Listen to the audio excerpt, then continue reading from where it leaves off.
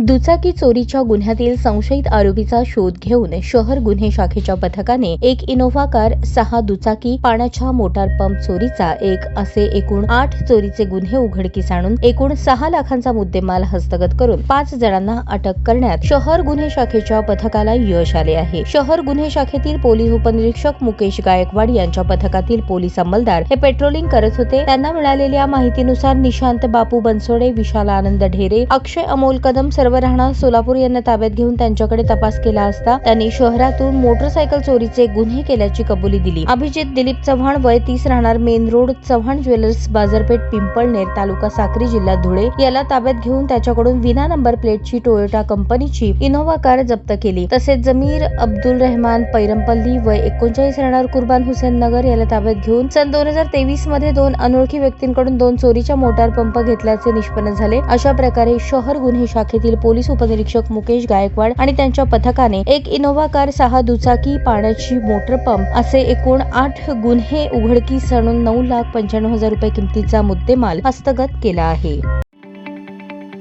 ताज्या बातम्या पाहण्यासाठी प्राईम महाराष्ट्र न्यूज चॅनलला सबस्क्राईब करा।